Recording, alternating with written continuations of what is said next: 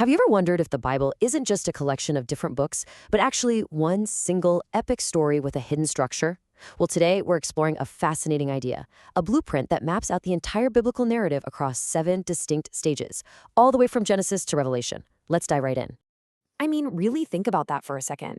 What if every prophet, every king, and every law wasn't just a random event, but a perfectly timed scene in one massive overarching plot?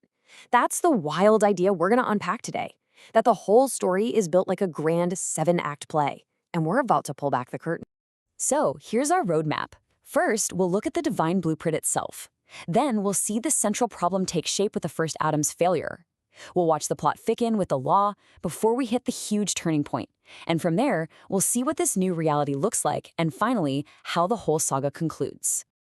All right, first up, the divine blueprint. Think of this as the master schematic for all of biblical history. It's not just about what happened, it's about revealing how every single piece was designed to fit together from the very beginning.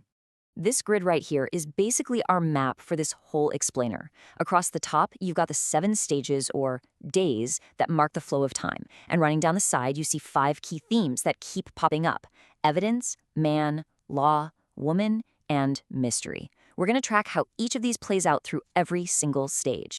So where does this story kick off? Well, like any great narrative, it starts with a major conflict. And this one begins with the failure of the first Adam, which creates a deep-seated problem that just echoes through the early stages of the plan. The root of this whole problem is what the Bible calls the law of sin. Now, this isn't a rule written on a stone tablet. It's more like a flawed internal programming, a principle of judgment that got hardwired into humanity after the fall, pulling us away from God almost by default. And you can see this pattern play out immediately. In stage 1, Adam's fall kicks in the law of sin. Then, in stage 2, the world is judged by a flood, but notice, the core problem, that internal law, is still there. By stage 3, even with God's incredible covenant with Abraham, humanity is still operating under that same flawed principle. The issue isn't getting solved, it's just on repeat. Okay, so if humanity couldn't fix this internal problem on its own, what was God's next move? He introduces a brand new element, a formal external law. Now, this law wasn't actually meant to solve the problem. It was meant to act like a giant spotlight, making the problem so obvious it was impossible to ignore. This brings us to stage 4. The law given to Moses is actually called the law of death. Its job wasn't to save anyone, but to be a kind of tutor to show just how deep the problem really was. Then you get to stage 5, and you see Israel, who was supposed to be God's bride, failing over and over again under this law.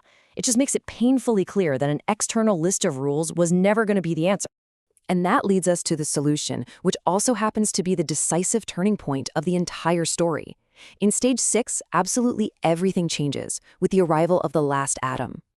I mean, this quote just nails it. Everything that came before, all those cycles of failure under the law of sin and death, it was all just setting the stage for this one pivotal moment. This is where the story finally flips from problem to resolution. This slide shows just how radical the change was. It was a total system overhaul. On the left, you have humanity's old operating system, the law of sin and death, which only led to condemnation. But in stage 6, a brand new system gets installed, the law of the spirit of life. This one doesn't just point out the problem, it actually overcomes it, leading to real freedom and life. So how does this happen?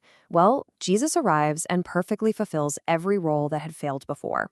He is the true prophet where others fell short. He is the ultimate sacrifice, which ends the need for the endless animal sacrifices. And he's the true king who doesn't bring a law of death, but this new law of life. And this next shift is just monumental. For centuries, the center of worship was a physical building, the temple. But now, that center of gravity moves from a place to a person. Access to God is no longer tied to a specific location. It's found in a relationship with Christ himself. So, if the whole system has changed and the center of worship is now a person, how is this new reality supposed to be lived out in the world?